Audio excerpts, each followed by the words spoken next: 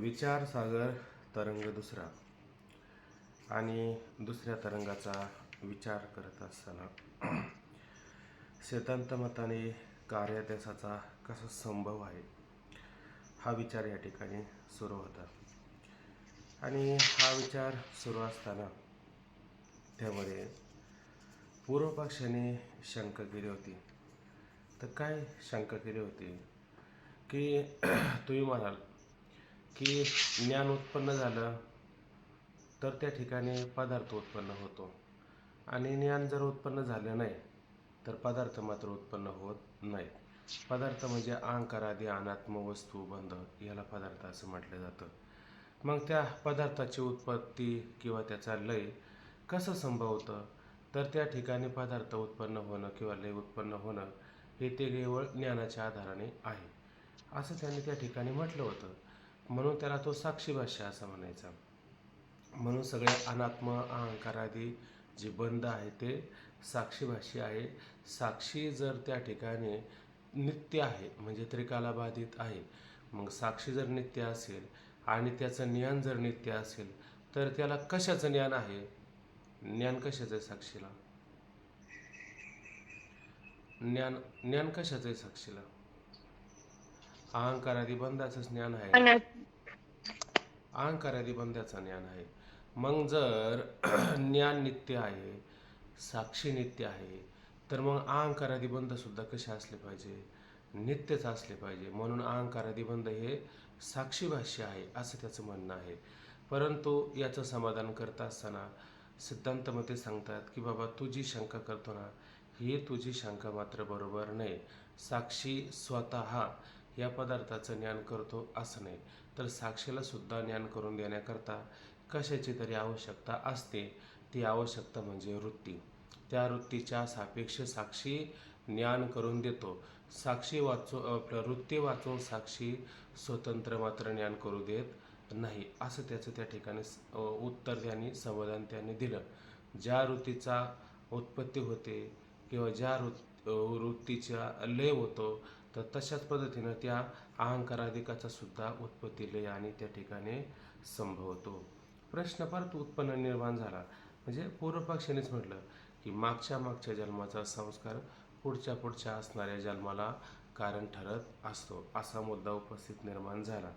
मग असा मुद्दा उपस्थित झाल्याच्या नंतर त्यावरती मग असं निर्माण झाला विषय की मग मागच्या जन्माचा संस्कार पुढच्या जन्माला जर कारण असेल तर मग प्रथम जन्मामध्ये जो संस्कार झाला ऐका नाही, प्रथम जन्मात जो अहंकार आणि त्याचे ज्ञानाचा अध्यास झाला त्या संस्कार कुठला म्हणजे पहिला जो जन्म झाला आणि त्या ठिकाणी तो अध्यास निर्माण झाला. अध्यासासाठी पदार्थ आणि पदार्थाचं ज्ञान आवश्यक आहे. मग त्याला संस्कार जो आहे तो कुठून आणला बरं असा प्रश्न त्याने निर्माण केला. तर त्याचं समाधान सांगत असताना म्हटले बाबा की अशी शंका आहे ना कोणाला संभवते तर ही शंका ज्याला वेदांतशास्त्र वेदांत विचार मात्र कळत नाही त्याला ही शंका मात्र त्या ठिकाणी उत्पन्न होत असते. मग त्याला गोष्टी सांगितल्या की काही गोष्टी ह्या जगतामध्ये स्वरूप रूपाने अनादी असतात आणि काही गोष्टी प्रवाह रूपाने अनादी असतात. मग स्वरूप रूपाने विचार जर केला तर ब्रह्म आणि माया किंवा अविद्या यांचा काय संबंध? हा अनादी आहे. म्हणजे जसं आपली सावली आहे आपलं जसं शरीर आहे त्या शरीराची सावली शरीराबरोबरच असते ना आणि त्या सावलीचा आणि त्या शरीराचा कसा आहे संबंध आहे. तसं तुकोबराय म्हणतात की नाही माया तेची ब्रह्म ब्रह्म तेची माया अंग आणि छाया जया परी तोडिताना तोटे सारिता निराळी लोटांगण तळी हारपती. आता इथं फक्त एवढंच घ्यायचं तोडिताना तोटे सारिता निराळी. तिला तोडता येईल का? आपल्यापासून वेगळं करता येईल का? करता येणार नाही. तसं माया आणि ब्रह्म या मायेपासून ब्रह्मापासून मायेला वेगळं करता येईल का? वेगळा करता येणार नाही. ती माया स्वश्रय आणि स्वविषय आहे.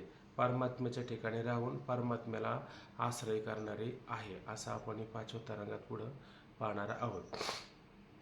तुर्त एवढं लक्षात घ्यायचं की स्वरूप करून ह्या वस्तू काय अनादी आहेत. काही गोष्टी अनादी अनंत असतात, काही गोष्टी अनादी शांत असतात आणि काही गोष्टी साधी शांत त्या ठिकाणी असतात. तर ब्रह्म हे कसे अनादी अनंत आहेत. माया कशी, माया सुद्धा अनादी अनंत नाही, माया अनादी शांत ती अंतवती आहे. आणि बाकीचे जे पदार्थ आहेत का नाही ते सगळे साधे शांत आहेत. उत्पन्न होतात लय पावतात, उत्पन्न होतात लय पावतात. माया उत्पन्न होते का? नाही उत्पन्न होत. माया मूळचीच आहे का नाही, माया मूळचीच आहे. हा आणि तिचा लय होतो का नाही, तिचा मात्र स्वरूपाचं किंवा अधिष्ठानाचं ज्ञान झालं की तिचा लय होतो. मग ती अनादी आहे आणि शांत म्हणजे अंतवंती पण आहे. आणि ब्रह्म कसं आहे, ती अनादी आणि अनंत आहे. सत्यतो सत्यतो सत्यतो विठ्ठला, आहे का नाही. आणि कागा हा दाविला जगदाकार. मग परमात्माच त्या ठिकाणी सत्य आहे. परमात्म्या वाचून मात्र सर्व कसं आहे, मिथ्य आहे. पण परमात्म्याच्या सापेक्ष ह्या सगळ्या गोष्टी अशा पद्धतीनं आपल्याला प्रतीतीला येत असतात. मग माया आणि ब्रह्म यापासून काय आहे, हे सगळं जगत तयार झालंय की नाही. या कारणे मी पिता महद ब्रह्म हे माता आपत्य पंडुसुता जगदंबरो. हे जगत हे त्यांचं काही एक प्रकारचं आपत्य निर्माण झालेलं आहे. मग या जगतामध्ये सगळ्याच गोष्टी एकसारख्या नित्य आहेत का? नित्य नाही ना. ह्या येणाऱ्या जाणाऱ्या येणाऱ्या जाणाऱ्या आपण पाहतच असतो. ह्या येणाऱ्या जाणाऱ्या ह्या जर आपण पाहतो, ह्या कशा आहेत, ह्या प्रवाह रूपाने अनादी आहेत, आहे का नाही. का त्या नष्ट झाल्यात का? पूर्वी वेडे लोक होते आणि आता फार वेडे लोक राहिले नाही का? पूर्वी लोक शहाणे होते आणि आता फारच शहाणे नाही राहिले का? पूर्वी लोक चोर होते आणि आता चोर नाहीत का? फक्त बदल आहे. काय बदल आहे की पूर्वी ना लोक शरीराने राक्षसी वृत्तीचे असायचे, आहे का नाही. आता शरीराने आहेत का मोठमोठ्याले शरीर, पण वृत्तीनं मात्र लोक राक्षस आहे का नाही. मग त्यांचा गुण संपला का? गुण आहे तोच आहे ना त्या ठिकाणी, त्याच्यामध्ये बदल आहे का? म्हणजे वेडे गेले तर परत काही शहाणे येतात, शहाणे जातात, वेडे येतात, चोर जातात, चांगले सज्जन येतात. हे चालतच राहतं, अनादी काळापासून चालत राहतं. हे बंद कधी आहे का? हे मात्र बंद नाही. फक्त सत्ययुगामध्ये कमी होते, सत्ययुगामध्ये सत्य जास्त होतं, आहे का नाही, आणि खोटं मात्र कमी होतं. त्याच्यामध्ये बदल होत होत होत होत आता कलियुगामध्ये आपण आलो. कलियुगामध्ये आल्याच्या नंतर आता काय झालं, आता ह्या ठिकाणी सत्य लोपलं, आहे का नाही, आणि खोटं मात्र चांगलं उदायला आलं. सत्य गेले भोळ्यावरी अविद्येची चाले थोरी. सत्य गेले भोळ्यावरी. खऱ्या तत्वाला कोणी विचारतं का आता? खऱ्या तत्वाला कोणी विचारायला तयार नाही. खोट्याचं बघा बरं, खोट्याचं लगेच आवडतं की नाही लोकाला. तुकोबराय म्हटले, लटके ते रुचे साच कोणा हिना पचे, आईसा माजल्याचा गुण भोगा कळो येल शिन. आईसा माजल्याचा गुण, काय माजुरीपणा झाला बरं, इतका माजुरीपणा झाला, उन्मत्त झाला विषयाच्या ठिकाणी, आसक्ती ठेवून विषय म्हणून उन्मत्त झालेला आहे. आता त्याला खरं तत्वज्ञान जर द्यायचा प्रयत्न केला तर तो खरं तत्वज्ञान घेईल का आता? बरं तो मान्य तरी करेल का? आता लोक तत्वज्ञान घेतात, पण किती घेतात? आपल्या गरजेपुरतंच घ्यायचं. अभंगसुद्धा पाठ करायचं झालं ना, तर कोणता अभंग पाठ करायचा? आपल्याला गरजेचं कोणतं आहे, आपल्या मनाजोगं कोणतं आहे का नाही. म्हणजे ज्या अभंगामध्ये आपलं उघड होणार नाही असंच अभंग लोक पाठ करतात. खरा अभंग पाठ करण्याचं सामर्थ्य लोकांमध्ये राहिलं का? अजिबात राहिलं नाही. याचं कारण काय? सत्य गेले भोळ्यावरी, अशी अवस्था या ठिकाणी. म्हणजे याचा अर्थ, पूर्वी लोक सत्य नव्हतं का? पूर्वी सत्य होतं, आता पण सत्य, पण पूर्वी सत्य जास्त होतं, आता सत्य कमी आहे. आता खोटं जास्त आहे, पूर्वी खोटं कमी असायचं. बरोबर आहे की नाही. पण हे प्रवाह रूपाने चालू आहेच का नाही? का हे बंद पडले कुठं? हे मात्र बंद पडलेलं नाही, आहे का नाही. आणि हे कसं आहे, हे अनादीचे, आहे का नाही. अनादी याचा अर्थ त्याला जन्म आहे का? बरं, ज्याला जन्म आहे त्याला मरण मानता येईल, आणि ज्याला मरण आहे त्याला संस्कार मानता येईल का नाही? बरं, ज्याला जन्मच नाही त्याला संस्कार कुठून आणायचं बरं? ते स्वाभाविकतेच्या ठिकाणी आहेत का नाही? रजेवरला सर्प कुठून बाहेरून येतो का? का रजेच्या ठिकाणीच असतो? शिंपल्यावरती रजत कुठून बाहेरून येतं का? का तिथंच त्याचा भास होत असतो? तिथंच त्याचा भास होत असतो. आणि अधिष्ठानाचं ज्ञान झालं का त्याची काय होत असते? निवृत्ती होत असते. बरोबर की नाही. पाहता खाली ग्रंथात समाधानी, ही शंका वेदांत सिद्धांत माहीत नसल्यामुळे कोणासे होते. ही शंका प्रथम जन्मात तो अध्यासाचा संस्कार कुठून आणायचा, ही शंका कोणाला होते? ज्याला वेदांत सिद्धांत कळत नाही, माहीत नाही, त्याने कधी जे विवेकाची भाषणे नती, वैराग्याची शिवनदी किती, ते मूर्ख केवी पाविते मज ईश्वरा ते. ऐक नाही, म्हणून कैसा मोह वाढिला, तिने बहुत काळ व्यर्थू गेला, म्हणून यह लोकी लोपला. काहीतरी आता पुढं मला आठवत नाही. म्हणजे म्हणून हा योग या लोकांमध्ये लोपला असं भगवंत म्हणतात. म्हणजे ज्याला वेदांत सिद्धांतच कळत नाही त्यालाच अशा पद्धतीची ही शंका होऊ शकते. म्हणून माहीत नसल्यामुळे कोणाचंही होते आणि या शंकेचे समाधान होणे शक्य आहे. आणि या शंकेचे समाधान होणं शक्य नाही का? हे समाधान तर सहजच आहे, पण कोणाला? शहाण्या पुरे एकची वचन. ऐक नाही, ऐक नाही, शहाण्याला एकच वचन खूप झालं की नाही. आणि येडीला सासरण मायर सारखंच आहे, तिला किती जरी सांगितलं तर तिला मान्य होईल का? होणार नाही. पण शहाण्या पुरे एकची वचन पुष्कळ झालं त्याला. ऐक नाही, नाही घाटावे लागत एक शेती कळे भात. त्याला लगेच सिद्धांत कळतं की जे अनादी असतं त्याच्या ठिकाणी संस्कार कुठून आणणार बरं? आणि जे अनादी नसतं तिथं संस्कार हा येतच असतो, आहे का नाही? अशा पद्धतीने विचार येतो. पण वेदांत सिद्धांत असा आहे की ब्रह्म एक, अविद्या दोन आणि त्या दोघांचा असणारा संबंध. त्याचप्रमाणे त्यांच्यापासून उत्पन्न झालेलं या कारणे मी पिता, ब्रह्म, मद ब्रह्म, माता, मिश्रित असणारे ईश्वरादी वगैरे, आहे का नाही? आणि त्या दोघांचा असणारा संबंध, त्याच्यातून काय झाला? मायेचा, आहे का नाही? कोणता अभंग बघा, की पती जन्मला माझी उदरी, मी झाली त्याची नवरी, पतिव्रता धर्म पाहावा माझा, पती सर्वभावी भोगत असे ओझा, असं काहीतरी आहे वाटतं प्रमाण त्याच्यामध्ये. म्हणजे त्या दोघांच्या संबंधातून हे सगळं तयार झालं की नाही. मग दोघांच्या संबंध वाचून हे जगत तयार झालं का? संबंध वाचून मात्र जगत तयार झालेलं नाही आहे. ठीक आहे. मग आता त्या दोघांचा संबंध, माया आणि अविद्या यांच्या संबंधातून काय निर्माण झालं? जीव आणि ईश्वर. काय संबंध? जीव आणि ईश्वर हा त्यांच्यातून संबंधातून निर्माण झालेला विचार, आहे का नाही? मग आता जीव झाला लहान आणि ईश्वर झाला व्यापक, आहे का नाही? आणि या दोघांमध्ये भेद कायमच आहे का नाही? ह्या दोघांमध्ये भेद कायमच आहे. बरं, जीवाचं ईश्वराशी ऐक्य होईल का? बघा बरं, जीवाचं ईश्वराशी ऐक्य होऊ शकतं का? नाही होऊ शकत. काय होऊ शकत नाही बरं? काय अभंग आहे? माझ्या विठोबाची पद जो अभिलाषे, तो कुवराय म्हणतात. म्हणजे त्या आ उपाधीमुळे आहेत ना जीवन ईश्वर, त्यामुळे त्यांचं ऐक्य होऊ शकत नाही. का बरं? तर त्याने आपल्या करंगळीवरती बघा, देवे उचलली मेदेने, तुमचे चेने गोणी नुचले ना. तुम्हाला गोण तरी उचलते का 50 किलोची? आणि त्याने एवढी पृथ्वी उचलली, आहे का नाही? पृथ्वी तारली पाताळाशी जाता, पाताळाला पृथ्वीला तारलं त्याने, आहे का नाही? आणि आपल्याला सुद्धा तारता येतं का? आपण अधोगतीला चाललो, आपल्याला सांभाळता येत नाही.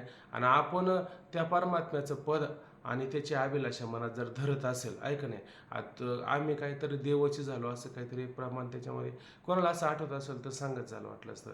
पण हे होणं शक्य आहे का? होऊ शकत नाही. कारण त्याची उपाधी आणि आपली उपाधीमध्ये भेद आहे. आणि ही उपाधी टाकली आणि तो परमात्मा ईश्वर अकर्ता आहे असं जर मानलं तर मग त्याचं ना आपलं ऐक्य होतं की नाही? येथ ईश्वर जरी अकर्ता, आयशे मानले जरी चित्ता, तोची तो स्वभावतः आधीच आहे. तो पण अकर्ता आहे आणि तो पण अकर्ता आहे, ऐक नाही? आणि असा अकर्ता म्हटलं तर मग ब्रह्म काय कर्म करतं का?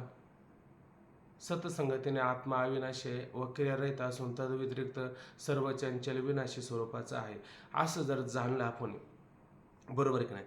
मग त्या परमात्म्याशी ऐक्य आहे की नाही? जीवाचं ईश्वराशी ऐक्य आहे की नाही? फक्त जीवभाव टाकायचा आणि ईश्वरभाव टाकायचा, उपाधीचा त्याग करायचा आणि अकर्तापणा जर त्यांनी जवळ ठेवला तर त्या दोघांचं ऐक्यसुद्धा तिथंच, पण ब्रह्मस्वरूपाच्या रूपाने ऐक्य त्यांचं होणं शक्य आहे, बरोबर आहे की नाही? म्हणून भेद कुठपर्यंत आहे? तर उपाधी सापेक्ष त्यांच्यामध्ये भेद आहे, अन्यथा भेदच नाही आहे. जीव आणि ईश्वर हा आणि त्यांचा भेद ही 6 स्वरूपात अनादी आहे. ह्या गोष्टी कशा आहे? 6 गोष्टी स्वरूपात अनादी आहेत, आहे का नाही? आणि बाकीच्या त्यापासून निर्माण झालेल्या पुढच्या गोष्टी या कशा आहे? प्रवाह रूपाने अनादी असतात. काय अनादी असतात? आता जीव म्हटल्याच्या नंतर जीव एकच असतो का? त्याच्यामध्ये बाकीचे पण नाही का आले? शहाणे, वेडे, ऐकणे, सज्जन, दुर्जन, हे सगळे नाही आले का? हे सगळे त्याच्यामध्येच येत असतात, आहे का नाही? तर पहा, या सहांची स्वरूपे करून उत्पत्ती होत नाही. आता या सहांची स्वरूपे करून उत्पत्ती होते का? बरं, रज्जूची उत्पत्ती होते का? रज्जूवर प्रथितीला आलेला सर्प जो आहे त्याची पण उत्पत्ती आहे का? का ते मूळचीच आहे?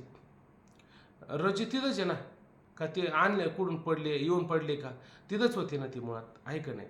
का कोणी असं पूर्ण प्रकाश नाही, पूर्ण अंधकार नाही आणि तिथे येऊन टाकली नाही, याला असं भासावं असं व्हावं असं आहे का? तिथंच होती पडलेली, बरोबर आहे की नाही? आणि त्याच्यावरती भासलेला सर्प हे फक्त थोडी संगती लावण्याकरता. तर आणि त्याच्यावरती सर्प मग कुठून तरी आला का? तो तिथंच प्रथितीला आला, तो तिथंच प्रथितीला आला. म्हणजे आद्यस्थ पदार्थ हा अधिष्ठान रूपाने प्रथितीला येतो. आद्यस्थ पदार्थाला अधिष्ठान वाचून दुसरी कुठं सत्ता नाहीच आहे, बरोबर आहे की नाही? मग आहेत काय? आहे मुळात ब्रह्मच आहे, पण ब्रह्मस्वरूपाचं अज्ञान, त्यामुळे ह्या सगळ्या पदार्थ प्रतीतीला येत असतात आपल्याला. मग हे सगळे साईच्या साई पदार्थ कसे स्वरूपे करून अनादी आहेत, बरोबर ना? हे स्वरूपे करून अनादी आहेत. आणि अहंकाराधिकाची उत्पत्ती श्रुतीमध्ये सांगितलेली आहे. आणि अहंकाराधिकाची उत्पत्ती ही होते का नाही? म्हणजे पुढं तरी आधी सर्प, वादीचा चित्रात काढलेला सर्प, आणि तो पाहिला आणि मगच तुम्हाला त्याचं ज्ञान झालं का नाही? आणि जर पाहिलं नसतं तुम्हाला त्याचं ज्ञान झालं असतं का? मग झालं नसतं. म्हणजे याची उत्पत्ती झाली का नाही? ह्या अध्यासाला उत्पत्तीला कारण ठरलं का नाही ते? हे कारण मात्र ठरू शकतं. कुठं महाराज ओंकार महाराज जर विसंगत होत असेल तर तिथल्या तिथं लगेच सांगा वाटलं असतं, ठीक आहे ना? नाही, बरोबर. हां, नाही पण बाहेर काय नाही, कधी कधी माझ्याकडून बोलता बोलता जर चुकीचं जर विसंगत झालं तर सारखं करून लगेच मला सांगा, म्हणजे व्यवस्थित होईल. अहंकाराधिकाची उत्पत्ती श्रुतीमध्ये सांगितलेली आहे. म्हणून अहंकाराधिक सर्व पदार्थ स्वरूपे करून अनादी नसले तरी, बघा आता हे अहंकाराधिक याची उत्पत्ती होते, मग याला अनादी म्हणाल का तुम्ही? नाही, याला अनादी म्हणता येणार नाही. आणि बाकीचे पदार्थ कसे आहेत? ज्याची उत्पत्ती होत नाही त्याला अनादी म्हटलं पाहिजे, आणि ज्याची उत्पत्ती होते त्याला अनादी म्हणून चालणार नाही, कारण त्याचा नाश होतो. रज्जूवर प्रथितीला आलेला जो सर्प आहे त्या सर्पाचं आपल्याला एकदा रज्जूचं ज्ञान झालं की त्याचा जो अध्यास, भ्रम किंवा भय जे निर्माण झालं ते जाऊ शकते की नाही? मग जे उत्पन्न होते त्याचा नाश आहे का नाही? जे उत्पन्न होते त्याचा नाश आहे, पण जे उत्पन्न होतच नाही त्याचा नाश आहे का? त्याचा नाश मात्र नाहीच आहे, ते तसंच असतं. मग पहा, या सहाची स्वरूपे करून उत्पत्ती होत नाही. अहंकाराधिकाची उत्पत्ती श्रुतीमध्ये सांगितलेली आहे. म्हणून अहंकाराधिक सर्व पदार्थ स्वरूपे करून अनादी नसले. आता हे अहंकाराधिक हे सगळे पदार्थ अनादी नसले म्हणजे याची उत्पत्ती होत नाही, म्हणून हे अनादी नसले तरी पण प्रवाहारूपाने अनादी आहेत. प्रवाहरूपाने अनादी आहे का नाही? मला एक सांगा, तुम्हाला रज्जूचं यथार्थ ज्ञान झाल्याच्या नंतर पुन्हा मंद अंधकारादी दोष असेल तर त्या रज्जूवरती सर्पभ्रम होणार का नाही? होणार. फक्त तुम्ही त्याला सत्य मानणार का मिथ्या मानणार? आता मिथ्या मानणार. मिथ्या मानणार, पण तो प्रतीला येतोच की नाही? तो मात्र प्रतीला येणार. प्रतीला येत असतो, पण ज्ञानाने त्याचा लय होतो, हे लक्षात घ्या, बरोबर की नाही? तसं खाली पहा,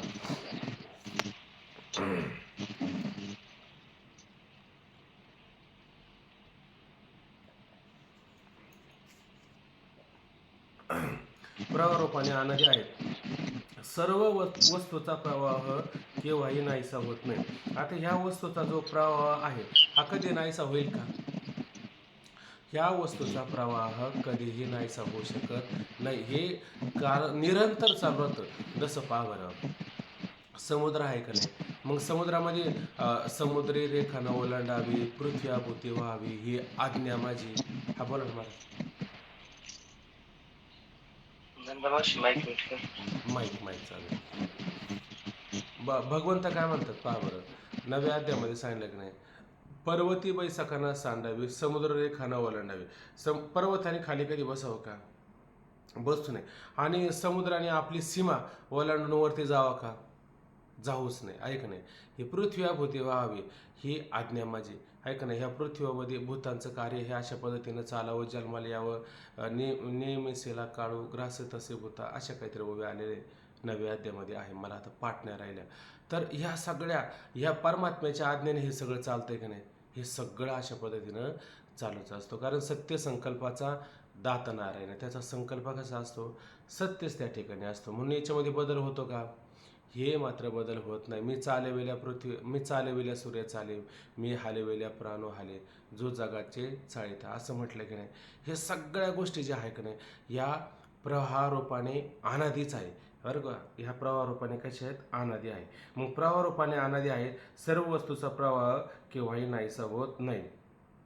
मग अनादी काळामध्ये पूर्वी कोणत्याही समयी घट नव्हता, पट नव्हता, चोर, जार, व्याघ्र, सर्प, शहाणे, वेडे वगैरे वगैरे सर्व वस्तू नव्हत्या असेही नाही. बघा बरं आता ह्या प्रवाहारूपाने जरी असेल तर ह्या सर्व वस्तू नव्हत्या असं कधी झालं का? चोर, जार, असे लोक पूर्वी नव्हतेच का? मग वाल्या कोळी चोर नव्हता का? मग वाल्याकोळी पण चोर होता ऐक नाही. आणि आता पण वाल्याकोळी चोर आहेत का नाही. पण तो पापाची निवृत्ती करता मात्र तत्पर होता. आता कोणी पापाच्या निवृत्ती करता तत्पर आहे का? त्याला उपरती कमीत कमी होती नारदासारखे संत भेटले तर. आता आपल्याला संत रोज भेटले आहे का नाही. तर उलट आपणी संत सेवेशी संत सेवेशी अंग चोरी आहे का नाही.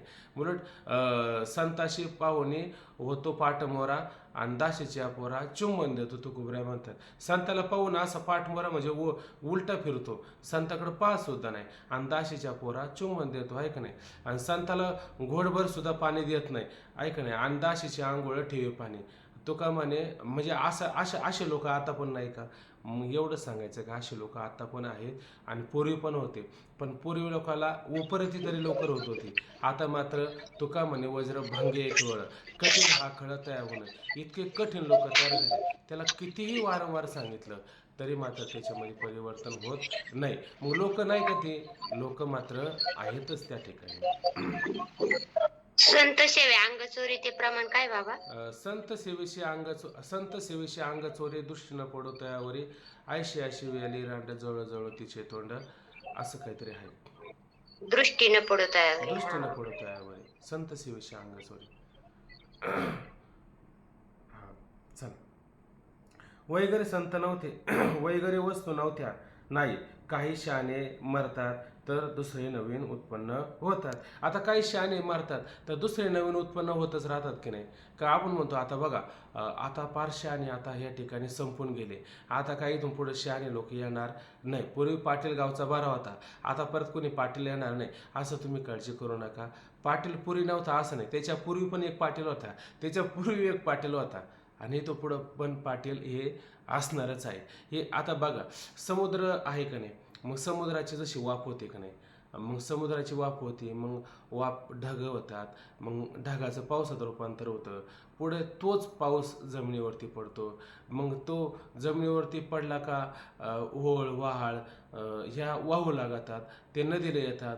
मग नदी अशा पद्धतीनं दुथडी भरून वाहतच असते ऐका नाही. आणि त्या नदीमध्ये स्नान करायला गेलो तर आपण म्हणतो, मी जेव्हा आज गंगेचं स्नान करायला गेलो, पण गंगेमध्ये पाणी फार निर्मळ होतं, कालचं पाणी खराब होतं, आजचं पाणी चांगलं होतं असं म्हणतो. जेव्हा तो डुबकी घेतो त्याच्यावरून किती पाणी वाहून गेलं हे त्याला तरी अंदाज आहे का? अंदाज नाही आहे का नाही. असं किती पाणी मागून येणार आहे आणि किती पाणी पुढे गेले हे सांगता येईल का? हाजा मेला पंजा मेला बाप मसना गेला, देखत देखत नातू पण तो इताईसा झाला, भूतेलाशी व्याघ्र ही लागता ती पाठी, हरिभजन ना करता सगळे काहीतरी काय पुढं, हरिभजन ना करता काळ घालत असे पोटी, असं काहीतरी प्रमाण आहे नामदेव ज्ञानेश्वर महाराजांचा अभंग आहे. म्हणजे हे सगळे हे प्रवाह रूपाने चालूच आहे का नाही. का थांबलं कुठं कोणती गोष्ट मात्र थांबत नाही, हे चालूच असते या ठिकाणी. काही शहाणे मारतात, दुसरे नवीन उत्पन्न होतात. याच प्रकारे सर्व करून वस्तूचा प्रवाह अनादी आहे. सृष्टीच्या प्रलय काळातही झोपेत ज्याप्रमाणे सर्व जागृत वस्तू संस्कार रूपाने राहतात. बघा आता सृष्टीच्या पालातही बघा, सृष्टीचा जेव्हा प्रलय काळ होतो की नाही, बघा आता जसं असं विचार करायचा की जीव आहे का नाही, या जीवाला ज्ञान झालेलं नाही आणि जीव मात्र मुक्त झालेला नाही. पण आता सृष्टीचा लय व्हायचा आहे ना, ब्रह्मदेवाला पण झोपलं पाहिजे ना. आता त्याने किती वेळ जागा राहायचं बरं? ब्रह्मदेवाला पण झोप येते का नाही. म्हणजे काय श्लोक आहे, सहस्रयुग पर्यंत म हरेत ब्राह्मण विदो रात्रियुग सहस्रांता ते हो रात्र विदो जना. म्हणजे 1000 युगांची रात्र आहे, 1000 युगांचा दिवस आहे का नाही. असं एक कल्प तयार होतं का नाही. मग कल्प झाला की त्या ब्रह्मदेवाला पण झोपावं लागते का नाही. मग ब्रह्मदेव झोपला म्हणजे तो सृष्टीला उत्पन्न करतो, आणि ब्रह्मदेव झोपला म्हणजे मग ही सगळी सृष्टी लय होते का नाही, शांत होते का नाही. बरं शांत जरी झाली पण त्या जीवाला ज्ञान तर झालं नाही ना, मग ते मुक्त होतील का, नाही ना मुक्त होणार. मग ते त्यांचं जे अज्ञान आहे ते संस्कार रूपाने कुठेतरी राहतं का नाही. त्याला ओंकार महाराज काय नावे, त्याला प्रकृती का प्रधान म्हटलं जातं ना. ती प्रकृतीच असते पण त्यावेळेस ती प्रधान होत असते आहे का नाही. आणि जेव्हा एको हम बहुशा, बरोबर ना, प्रधान ते मायात साठून राहतं. हा बरोबर ना, तिला प्रधान म्हणतात. आणि त्या ईश्वराला परत संकल्प होतो की एको अंबवश्याम, मी एक आहे अनेक व्हावं. आणि मग अशा पद्धतीनं ते जीव झाले ऐक नाही. पण जीव झाल्याच्या नंतर त्याला आता कोणता संस्कार घालायचा त्यांच्या अंतःकरणामध्ये, तर पंचमहाभूताचा केला गोंधळ काहीतरी आहे का, अभंग कोणाला पाठ, अभंगवाली मंडळीच नाही राहिली हो, एकट्यालाच आपला झोलता फुले मी आपला. त्याच्यात हे माझं असं तुकडं ताकडं पाठ असतात, नीटनेटकं नसतं. असं कोणीतरी आधार असला पाहिजे या गोष्टीला. तर मेळ लावेला अहंकार सबळ त्या पाठी, ऐका ना, पंचभूताचा गोंधळ केला एकटाही, मेळ लावेला सबळ अहंकार त्या पाठी. आणि तेवढंच लावला का तर त्याचे संस्कार पण असतात, तो सुद्धा ईश्वर त्याच्यामध्ये काय करतो, लावून देतो. म्हणजे तशा 100 गाय असतात की नाही, तर 100 गायांमध्ये त्या वासराला सोडा बरं, का ते वासरू काय करतं, आपल्या आईला सोडून दुसऱ्याच आईला पितं का, तर आपल्याच आईला बरोबर शोधून काढतं. तसं ईश्वर काय करतो, ज्या जीवाचं जसं कर्म आहे तेच कर्म त्याच्या पाठीमागं काय करतो, लावून देतो, आणि त्याला तेच भोगावं लागतो. आणि जर ईश्वराने याचं कर्म त्याला, त्याचं कर्म त्याला जर लावलं तर ईश्वराच्या ठिकाणी दोष येऊ लागतो. तर कोणते दोष येतात बरं, काय नाव त्याचं आठवतं का आता, वैषम्य आणि नैर्गुण्य. वैषम्य आणि नैर्गुण्य आहे का नाही. निर्गुणता येईल, विषमता येईल, असे दोष ईश्वराच्या ठिकाणी येऊ शकतात. म्हणून ईश्वराच्या ठिकाणी हे दोष न येण्याचं कारण काय, जैसे ज्याचे कर्म तैसे फळ देतो रे ईश्वर. हे जसं आता हे सांगितलं की नाही. आता समजा बघा, हे उदाहरण लक्षात आलं तर पुढचं आता ते समजून घेण्याकरता, जसं आता काल आपल्याला काय करायचं होतं की इथं समाधान झालं, परत त्याने एक शंका निर्माण केली, आणि शंकेच्या पुढचा विषय आपल्याला घ्यायचा होता, पण आपलं थांबलं होतं, वेळ झाली होती, बरोबर ना.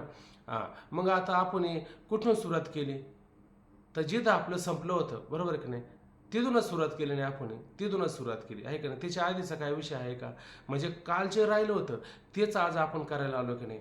बरं रात्री झोपले तुम्ही तेव्हाच हे कार्य पूर्ण केलं का तुम्ही, म्हणजे झोपेमध्ये तुम्हाला सगळं थांबलं आणि तुमचं काम, झोपेत सगळं थांबतं. तसं या सृष्टीचा लय झाला की काम थांबतं इथपर्यंत ठीक आहे, पण ते काम संपतं का, संपत नाही. ते काम फक्त त्या ठिकाणी थांबत असतं. मग हे प्रवाह जे असतं हे काही काळापर्यंत मात्र थांबत असतं. मग थांबत असतं याचा अर्थ ते मात्र कधी संपत नाही, कारण ते प्रवाह कसं असतं, अनादीच असतं, हे पण लक्षात घेतलं पाहिजे. पहा आता,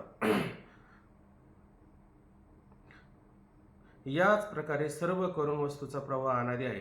सृष्टीच्या प्रलय काळातही झोपेत ज्याप्रमाणे सर्व जागृत वस्तू संस्कार रूपाने राहतात, त्याप्रमाणे सर्व वस्तू सहवर्तमान जगत, बघा, सर्व वस्तू वस्तूंच्या बरोबर वर्तमान हल्ली विद्यमान असणारा संस्कार रूपाने अविद्येत राहतात.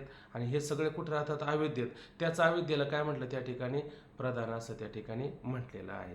त्या संस्काराने दुसऱ्या सृष्टीचा आरंभ होतो, आणि तोच आपल्याला संस्कार आहे की नाही, तोच संस्कार दुसऱ्या असणाऱ्या सृष्टीला कारण ठरतो की नाही. का नवीन संस्कार निर्माण करण्याची आवश्यकता आहे का, आता नवीन संस्काराची आवश्यकता नाही, मागचंच पुढे घ्यायचं आणि पुढे अशा पद्धतीनं चालत राहायचं. म्हणून त्या संस्काराने दुसऱ्या सृष्टीचा आरंभ होतो. म्हणून सृष्टीच्या आरंभी प्रथम जन्मातील पूर्वसृष्टीतील संस्कार कारण आहे, आणि ही सृष्टीची परंपरा अनादी असल्यामुळे प्रथमच्या सृष्टीत किंवा प्रथमच्या जन्मात अहंकाराधिक अध्यासात संस्कार कुठला ही शंकाच संभवत नाही. आता काय म्हटलं की पुरं असणारे जे सृष्टी आहे का नाही ती उत्तर सृष्टीला कारण ठरत असते. मागचंच काम आहे तेच आज आपण करतोय की नाही, आणि आज राहिलेलं काम आपण उद्या करणार की नाही, आणि उद्या राहिलं काही काम तर परवा दिवशी करणार की नाही. मग काम तेच आहे, संस्कार तेच आहे, आणि हेच काय होतात उत्तर पुढच्या सृष्टीला काय आहे कारण अशा पद्धतीनं ठरत असतात. तिथं नवीन काय आणायची गरज आहे का? नवीन मात्र काय आणण्याची गरज नाही आहे, तेच अशा पद्धतीनं चालत राहतं. म्हणून अशा पद्धतीनं तू म्हणतो का प्रथम उत्तर येते नाही. हा पूर्व पक्षाने जी शंका केली प्रथम जन्म कुठून, ते उत्तर हेच आहे ना. प्रथम जन्म होण्याकरता त्याला जन्म आहे का? का तो अनादीच आहे? अनादी म्हणजे जन्मरहित, ज्याला जन्मच नाही त्याला म्हणायचं अनादी. मग हा जीव अनादी आहे का नाही? ईश्वर अनादी आहे का नाही? हे सगळ्या गोष्टी स्वरूपात 6 गोष्टी अनादी आहे. त्याच्यामध्ये जीव अनादी आहे का नाही? जीव अनादीच आहे. म्हणजे अनादी असतो, बरोबर आहे की नाही? त्याला जन्मच नाही. मग संस्कार आला कुठून? संस्कार हा उत्पन्न होत असतो, आणि जे उत्पन्न होत असतं ना त्याचा लय पण होत असतो. आणि हा संस्कार उत्पन्न झाला, हा ज्ञानामुळे झाला उत्पन्न का अज्ञानामुळे उत्पन्न झाला? अधिष्ठानाच्या ज्ञानाने झाला का अधिष्ठानाच्या अज्ञानाने झाला? ज्ञानाने झालं. हा, हे अधिष्ठानाच्या काहीतरी मला वाटतं 7व्या अध्यायातच काहीतरी आहे की हे मजची बिंबली त्रिगुणात्मक सावली की मजचा आड ओढावली जीवने का. हे माझ्या म्हणजे पाण्यावरती शेवळ येतं, ते पाण्याला सोडून येतं का पाण्यावरच येतं?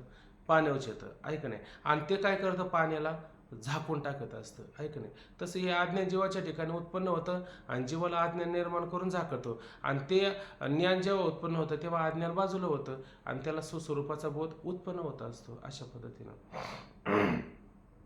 आणि ही सृष्टीची परंपरा अनादी असल्यामुळे प्रथमच्या सृष्टीत किंवा प्रथमच्या जन्मात म्हणा अहंकाराधिक अध्यासात संस्कार कोटला, ही पूर्वपक्षाने शंका केली. ही शंकाच मात्र संभवत नाही. परंतु या अनादित्वाचे ज्ञान ज्यास नाही, आता हे अनादी आहे, अनादित्वाचं ज्याला ज्ञान नाही, आता त्याला काय करायचं बरं? त्याला बाबा काय करू शकत नाही, आहे का नाही? ज्याला जर समजून सांगितलं की याला ह्या फळाला पिरू असं म्हणतात, त्याला तो जर चिक्कूच म्हणत असेल तर त्याच्या नादी लागणं तरी काय मजा आहे का? नाही. ज्याला समजत आहे का हे अनादी आहे, ज्या अनादी असतं त्याला कुठला संस्कार, त्याला कुठलं जन्म मरण काहीच नसतं. फक्त मध्ये काय असतो? भ्रम असतो, आहे का नाही? तो भ्रम गेला का तो का म्हणे देव झाला, तो लगेच देव त्या ठिकाणी होत असतो. फक्त भ्रमामुळे त्याला हे सगळं असं प्रतीला येत असतं, आहे का नाही? संभवत नाही. परंतु या अनादित्वाचे ज्यास ज्ञान नाही त्यास ही शंका होते. आता उदाहरण देऊन सांगतात, राड गाडग्याच्या माळेस असलेल्या मडक्यात प्रथम कोणते, या प्रश्नास माळेस प्रथम बांधले ते प्रथम असे कोणी उत्तर दिल्यास माळ बांधतेवेळी त्याला प्रथमत्व असले तरी माळ तयार होऊन फिरू लागले म्हणजे अमुक एक मडके प्रथम असे सांगता येणे शक्य नाही. आता ते राड गाडगे माहिती आहे का नाही? म्हणजे पूर्वी जे आपल्याला विहीर बावडी वगैरे त्याच्यातून जर पाणी वर काढायचं असेल तर ते असं असायचं का, आता पूर्वी कसं आपल्या का मोठ नाडा वगैरे हे असायचं, तर काही ठिकाणी राड गाडगे वगैरे असायचे. तर काही आता उत्तर प्रदेशामध्ये तिकडे आपल्याला ही राड गाडगे वगैरे पाहायला मिळतात. तर ते काय असतं की असं मोठं चक्र असतं आणि ते खाली विहीर असते, ते चक्र काय करतं, त्या पाण्याला असं पाण्यामधून ते फिरत असतं, पाण्यापासून तर अगदी वरपर्यंत ते मोठं चक्र तयार असतं. आणि ते बैल वगैरे किंवा चांगले बलवान प्राणी असतील तर त्याला त्या ठिकाणी घोड्याने म्हणा, म्हशीनं म्हणा किंवा बैलाने म्हणा अशा पद्धतीनं ते फिरवायचं काम सुरू असतं. तर ते काय होतं, त्याला डबे वगैरे असे गाडगे वगैरे, राड गाडगे म्हणजे त्याला गाडगे वगैरे बांधलेले असायचे. तर ते गाडगे त्याला बांधल्यामुळे ते खाली पाण्यात जायचं असं फिरून चाक, आणि वरती येऊन असं उलटवत असायचं. बरं, आता ज्याने समजा हे सुरुवातीला तयार केलं असेल राड गाडगं, बरोबर की नाही, तर तो म्हणू शकतो बाबा हे पहिलं मडकं हे पहिलं आहे, बरोबर की नाही? पण ते तयार झाल्याच्या नंतर ना आपण ते पाहायला गेलो, आता म्हणा बरं अहो हिच्यातलं पहिलं मडकं कोणतं, तर आपल्याला सांगता येईल का? एखाद्याने पाळणा तयार केला आणि पाळणा तयार केल्याच्या नंतर तो पाळणा असा फिरू लागला, काही असे फिरतात, काही अशी फिरतात, अशा पाळण्याची पद्धत असतात. मग आता त्याच्यातलं पहिला पाळणा कोणता आपल्याला सांगता येईल का? पहिला पाळणा आपल्याला मात्र सांगता येणार नाही, आहे की नाही. ज्याने पहिला पाळणा तयार केला असेल तुम्ही त्याला जाऊन विचारू शकता. पण पाळणा तयार झाल्याच्या नंतर आता तिथं विचारता येईल का पहिला पाळणा कोणता, पहिलं गाडगं कोणतं, आहे की नाही. उलट हे कसं असतं, माऊली म्हणतात की उपजेते नासे नासेले पण रूपे दिसे, हे घटिका यंत्र तैसे परिभ्रमेगा. हे परिभ्रमेगा हे घटिका ऐक ना, ती वेळचे यंत्र हे सारखं कसं आहे फिरत असतं ना, तरी उदो असतो अपैसे, अखंडित होत जातं तैसे. हे जन्म मरण तैसे अनिवार्य जग, हे जन्म मरण अमुक्त. मग हे कसं असतं, हे सारखं जोपर्यंत आज्ञा नाही तोपर्यंत मात्र फिरत असतं. मग आता याच्यात पहिला जन्म कोणता सांगा बरं, सांगता येईल का कोणाला? याला मात्र सांगता येत नाही, कारण जे अनादी असतं त्या अनादीला मात्र सांगता येत नाही. बरोबर ना. महाराज एक ओवी ते जैसे दीपे दीप लाविजे ते आधीला कोण ओळखीचे.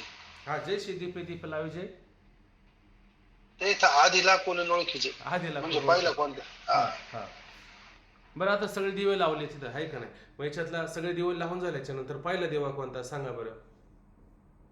येईल का आपल्याला सांगता? आपल्याला मात्र हे सांगता येणार नाही, आहे की नाही. मग ही शंका कोणाला उत्पन्न होते, असा प्रश्न उत्पन्न झाला, असा ओंकार मारत प्रश्न उत्पन्न करायचा त्या ठिकाणी की पूर्व अहंकार किंवा प्रथम जन्मामध्ये संस्कार हा संशय किंवा ही शंका कोणाला उत्पन्न होते, असं जर प्रश्न केला तर उत्तर काय द्यायचं त्याचं बरं? त्याचं उत्तर काय द्यायचं? ज्यांना आज्ञा नाही त्याला त्यांना वेदांत सिद्धांत माहित नाही. वेदांत शास्त्राचा सिद्धांत कळत नाही त्याला मात्र ही शंका होत असते. आणि वेदांत शास्त्राचा काय सिद्धांत आहे? हे सगळं 6 स्वरूपेत 6 गोष्टी कशा आहेत? अनादी आहेत. अनादी आहे का नाही? हा वेदांत शास्त्राचा काय सिद्धांत आहे. हे ज्याला कळत नाही त्यालाच अशा पद्धतीची शंका मात्र उद्भवत असते. ठीक आहे.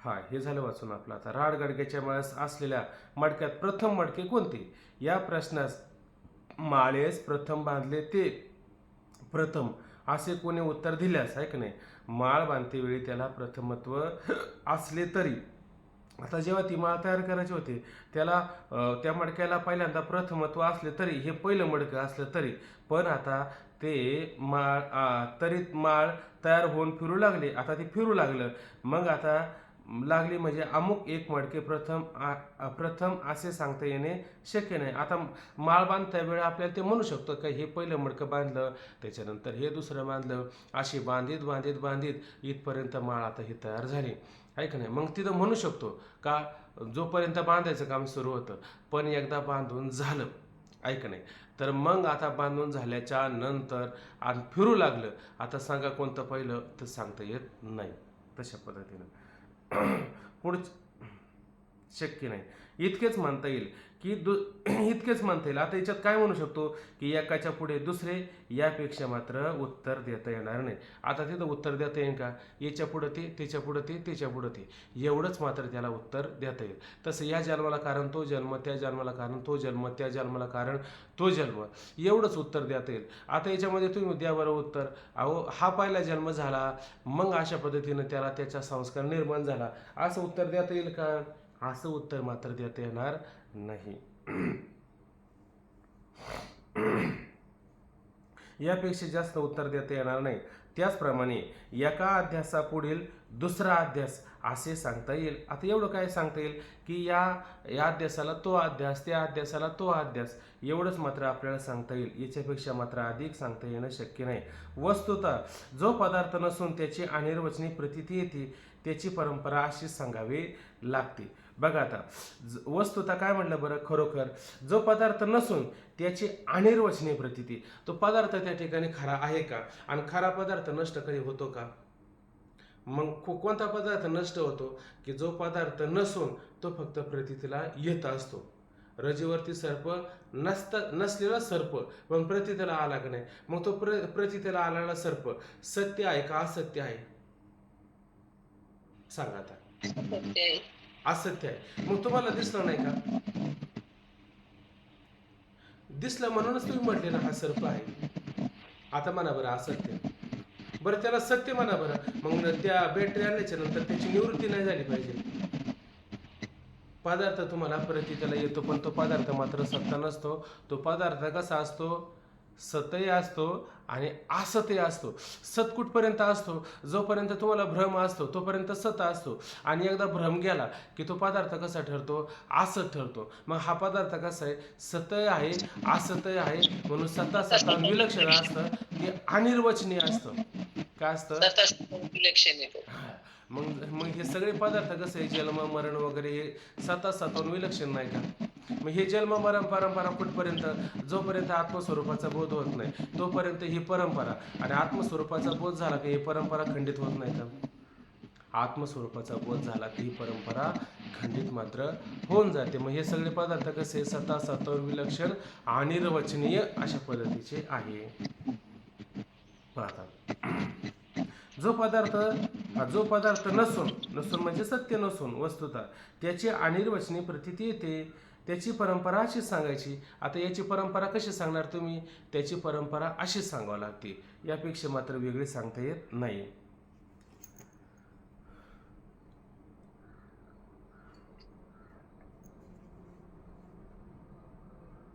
बघा आता उदाहरण सांगतात. ज्याप्रमाणे स्वप्नात एका ब्रह्मचार्यास पुत्र, नातू, पंतू याची प्रतीती झाली. प्रतीती आणि तिचे विषय युगपत उत्पन्न होतात हे वर सांगितलेच आहे. म्हणून पुत्र, नातू व पंतू हे एका क्षणी उत्पन्न होऊन त्यांच्याप्रमाणे पूर्व उत्तराला हेतू आहे असे मानावे लागते.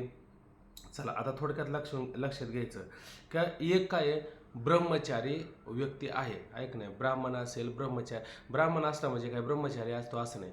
तर ब्रह्मचारी म्हणजे काय? तर ब्रह्मचारी व्रताचं पालन करणारा पत्नीरहित असणारा पुरुष आहे. आणि त्या पत्नीरहित असणाऱ्या पुरुषाने, ब्रह्मचार्याने झोप लागली, त्याला झोपेमध्ये स्वप्न पडलं. नारद ब्रह्मचारी आहे का नाही? नारद ब्रह्मचारी आहे. आणि भगवंताने नारदाला काय सांगितलं होतं? भगवंत हा नारद म्हणला, देवा तुझी माया कशी रे, जरा मला तिला पाहू दे, कारण तिनं आतापर्यंत मला मात्र कधी वेडलं नाही, तिनं माझ्यावरती आतापर्यंत कधी आक्रमण केलं नाही, मला मायेचा मात्र अनुभव नाही. त्या नारदाला मायेचा का अनुभव नव्हता बरं? कारण हाती विना मुखी नाम, सतत हातात विना मुखामध्ये नाम होतं. त्याला मायेचा प्रभाव पडेल का? आहे का नाही? तुका म्हणे माया होय दाशी लागी पाया. उलट साधू संतांच्या काय होती? माया पायाला लागते, आहे का नाही? त्यांचं दास्यत्व करण्याचं काम करत असते. का बरं करते? हा त्यांच्या नामाचा असणारा प्रभाव असतो, आणि ह्या नामाच्या प्रभावामुळं माया त्यांच्यावरती कधी चाल करून जात नाही. मग नारदाला अनुभव येईल का? सूर्याला कधी अंधाराचा अनुभव आला का? नाही ना.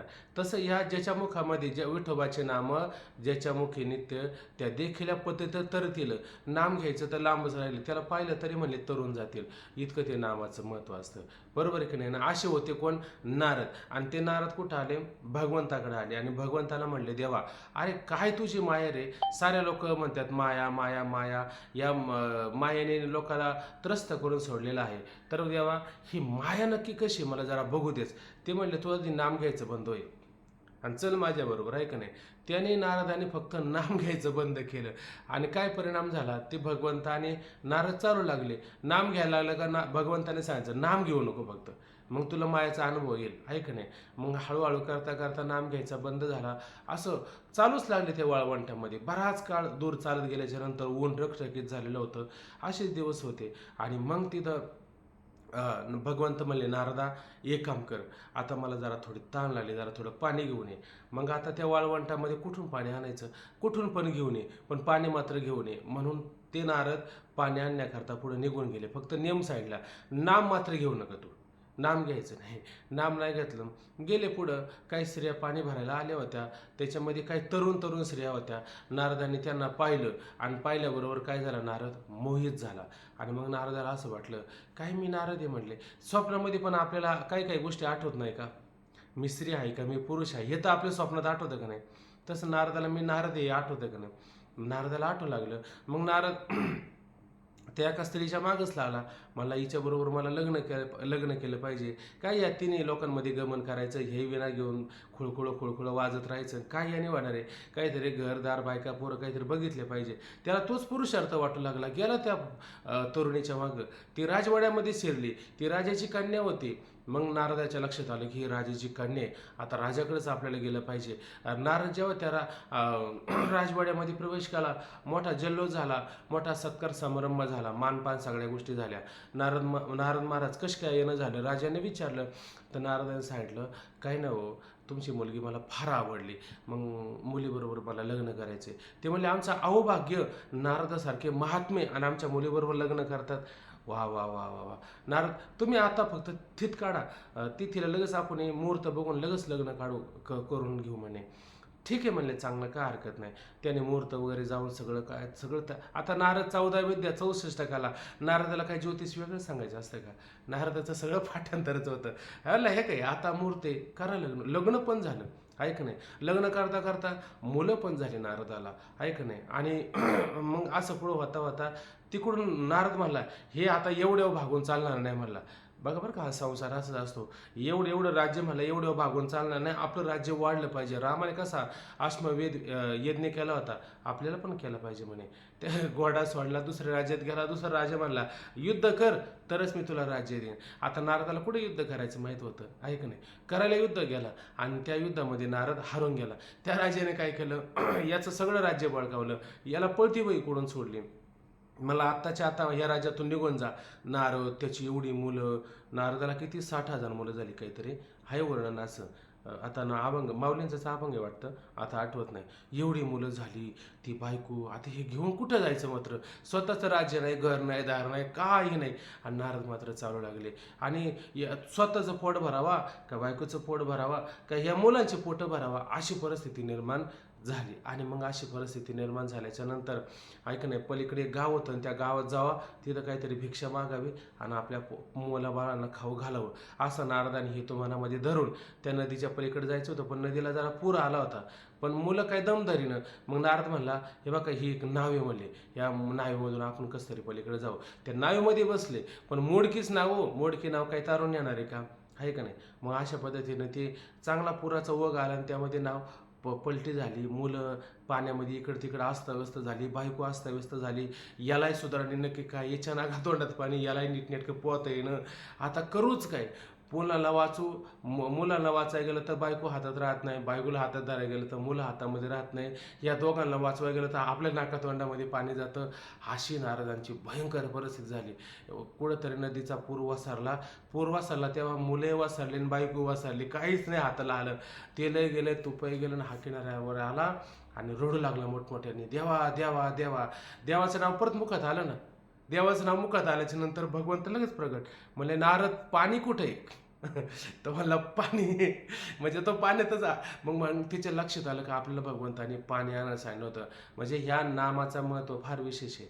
जाऊ दे, आता त्याच्यामध्ये आपल्याला वेळ नसतो, एवढंच सांगायचं आहे. आता नारदाला एवढी मुलं झालीच का नाही, आणि त्याच्यामध्ये आसक्ती निर्माण झालीच का नाही, आसक्ती निर्माण होऊ शकते का नाही? बरं, आता त्या नारदाला किती वेळचं स्वप्न पडलं असेल बरं ह्या सगळं? 1 मिनिट आता मला वाटतं 6वा तरंग पाहिलं ना. उलट जागृतीला काय वेळ कमी, हिच्यापेक्षा वाटतं स्वप्नाला कितीतरी कमी वेळ असतो, बरोबर ना महाराज? कितीतरी क्षणातच हे सगळं उत्पन्न होत असतो, ऐक नाही. मग त्याच्यामध्ये तो राजा उत्पन्न झाला, त्या स्त्रिया, युवती, ते पाणी, ते गाडगं मडकं, त्या राजाने लगेच मुहूर्त, लग्न, सगळं राजाचं आक्रमण, तो अश्वमेध यज्ञ वगैरे, ह्या सगळ्या एकाच क्षणात उत्पन्न झाल्या का नाही? ह्या सगळ्या गोष्टी कशा आहेत, एका क्षणात उत्पन्न होत असतात का मागं पुढं उत्पन्न होतात?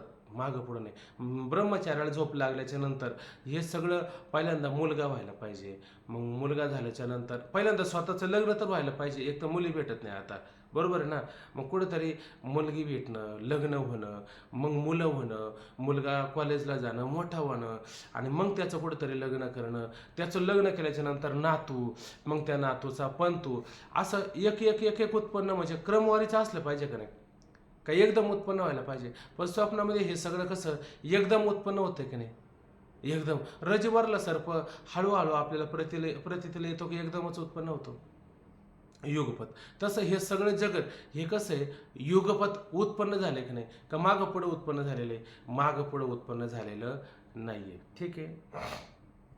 ज्याप्रमाणे स्वप्नात एका ब्रह्मचार्यास पुत्र नातू पंतू याची प्रतीती झाली. प्रतीती आणि तिचे विषय बघा, प्रतीती म्हणजे तो असणारा पदार्थ आणि त्या पदार्थ बरं का, तो जो काय विषय आणि त्या विषयाचं काय असतं, ज्ञान असतं. हे दोन्ही कसे असतात, आद्यस्थ असतात. आणि आद्यस्थ हा पदार्थ कसा असतो, आद्यस्थ रूपाने म्हणजे मिथ्य रूपाने प्रतीतीला येत असतो. प्रतीती म्हणजे अनुभव आणि तो विषय युगपत उत्पन्न होतात, म्हणजे एकदम एकाच वेळेला एकदम युगपत एकाच क्षणामध्ये उत्पन्न होत असतात. हे वर सांगितलेच. म्हणून पुत्र नातू व पंतू हे एका क्षणी उत्पन्न होऊन त्यांच्याप्रमाणे पूर्व उत्तराला हेतू आहे. आणि हे पूर्व उत्तराला हेतू आहे का नाही. आता ब्रह्मचार्याला स्वप्न पडलंय की नाही, मग हे कालचं पडलेलं स्वप्न आता उद्याला उपयोगी ठरेल का नाही, आणि उद्याला पडलेलं स्वप्न त्याच्या पुढे उपयोगी ठरेल का नाही. मग ही परंपरा अशी चालूच राहणार का नाही. एका मनुष्याला स्वप्न पडायचं आणि स्वप्न पडल्याच्या नंतर तो म्हटला मला स्वप्न पडूच नाही, मग मी काय करावं. तर त्याला सांगितलं म्हणे तुम्ही आळंदीला या. तुम्हाला उदाहरण आठवत असेल, ते म्हटले आळंदीला या. आळंदीला आल्याच्या नंतर त्याला समजून सांगितलं, तर त्याचं काही स्वप्न पडायचं बंद होईना. त्याला म्हटले तुम्ही आता माळ घाला. मग माळ घातली तरी स्वप्न पण मात्र पडायचंच. मग माळ घातल्याच्या नंतर म्हणलं स्वप्न पडतं, आता करूच काय. तो म्हणला मग शेवटी आता तुम्ही काय करा, ज्ञानेश्वरी गाथा भागवत याचं जरा थोडं चिंतन करा. ज्ञानेश्वरी भागवत गाथा याचं चिंतन केलं. बरं, तरी मला स्वप्न आज पडतंच, मला आता काय करू. ते म्हणले आता तुम्ही एक काम करा, आता त्या घरातच नका राहू म्हणले, पहिला संन्यास घ्या. आता संन्यास घेतला तरी पण मात्र स्वप्न पडतंच. मग त्याला जवळ घेतले, म्हणले काय रे स्वप्न पडतंय का नाही. मग स्वप्नामध्ये काय काय, मला कधी कधी पैसा अडका धन वगैरे. ते म्हणले इथं आळंदीला मुलांना खाऊ घालायचं, जरा पैशाची गरज आहे, संध्याकाळी स्वप्न पडलं का थोडं धन घेऊन ये. तो म्हणला धन कसं काय आणता येईल, ते काय स्वप्न काय खरं असतं का. अरे मूर्खा, मग स्वप्न फक्त खोटं आहे एवढं लक्षात घे ना. पडलं तर पडू दे ना, काही फरक पडतो का. स्वप्न पडणं बरं, आता स्वप्न पडू नये तर मग काय पडावं बरं. झोपेत तुम्हाला स्वप्नच पडत असताना मग ते स्वप्न कोणाला पडू नये. कोणाला पडू शकतं, चांगल्याला पडू शकतं, वाईटाला पडू शकतो, हे पडतंच की नाही. मग आता काय करावं, स्वप्नाला फक्त खोटं समजावं आहे का नाही. त्याच्यासाठी माळ घातली पाहिजे, गाथा वाचला पाहिजे आणि संन्यास घातला पाहिजे, याची गरज आहे का खोटं आहे एवढंच म्हणावं त्याला. ते फक्त खोटं आहे एवढंच म्हणावं. खोटं म्हणलं का ते राहतं का तिथं. खोटं म्हणलं का त्रास देतं का. खोटं म्हणल्यावर त्रास देत नाही, खरं म्हणलं का त्रास देतं. मला त्रास होता असं म्हणलं का मग त्रास देतं असतं, हे लक्षात घेतलं पाहिजे. असं तर आता हे स्वप्न त्याला, ते स्वप्न त्याला, ते स्वप्न त्याला, ऐक नाही, हे अशा पद्धतीनं मग स्वप्नाला कारण आहे. आणि जागृतीला कारण आहे का, जागृती सुद्धा जागृतीला कारण आहे. आता काल राहिलेलं काम आपण आज करणार, आजचं काम उद्या करणार, ही परंपरा अशा पद्धतीनं पूर्व उत्तराला कारण ठरत असते असे म्हणावे लागते. त्याचप्रमाणे पूर्व अहंकार आणि त्याच्या ज्ञानाचा संस्कार, उत्तर अहंकार आणि त्याच्या ज्ञानास हेतू आहे, ऐक नाही. मग त्याचप्रमाणे पूर्व जो अहंकार आधी अनात्म वस्तूचा बंध, त्याचं ज्ञान आहे का नाही, त्याच्या ज्ञानाचा काय असतो, संस्कार आपल्या अंतःकरणावरती राहत असतो आणि त्याचे ज्ञानाचे हेतू काय हे आहे. या प्रकाराने सजातीय वस्तूच्या पूर्व ज्ञान संस्काराने अहंकारादी बंधाचा अध्यास संभवतो, हे सिद्ध झाले. आता तो काय म्हणला की सत्य वस्तू ज्ञानजन्य संस्कार कारण आहे अध्यासाला, ऐक नाही. आणि सत्य पदार्थ मुळात नाहीचे, मग सत्य पदार्थाचा अध्यास भ्रम कसं काय होईल बरं. म्हणून जगत सत्य म्हणण्यापेक्षा जगत मिथ्या म्हणण्यापेक्षा जगत कसं म्हणा, सत्यच म्हणा. आणि सत्य पदार्थाची निवृत्ती मात्र ज्ञानाने होणार नाही, ती कर्मानेच होणार आहे. पण आता अध्यास घडतो की नाही, आणि सत्य पदार्थाने अध्यास घडतो का सजातीय मिथ्या पदार्थाने अध्यास घडतो. मिथ्याच असणार पण सजातीय असलं पाहिजे, त्याने मात्र काय होतो, अध्यास घडतो. आणि हा पूर्व ज्ञान संस्कार ऐकणे अहंकार दिबंधाचा अध्यास घडणं संभवनीय आहे. आणि अध्यास जर घडत असेल, तो अध्यास जर घडला तर त्या अध्यासाची निवृत्ती होते का नाही, कर्माने होते का ज्ञानाने होते. ज्ञानाने होते. मग ज्ञान आहे का नाही. मग ग्रंथाचं प्रयोजन सिद्ध आहे का नाही. ग्रंथाचं प्रयोजन सिद्धच आहे. आपलं त्यांनी ग्रंथाचं प्रयोजन मिथ्या करून टाकलं होतं, पण आपल्या ग्रंथाचं प्रयोजन मात्र सिद्ध झालेलं आहे. ठीक आहे, चला आता याच्यावरती कोणाला काही शंका असेल तर बघा, नाहीतर मग पुढचा मुद्दा नाही सुरू होणार आज. याच्यावरती काही शंका करायची कोणाला, याच्यावरती काय कोणाला असेल काय बोलायचं तर बोला, नाही तर मग उद्याच्या विषयाची आपल्याला थोडी प्रस्तावना करायची 1-2 मिनिटांमध्ये आणि थांबून घ्यायचं.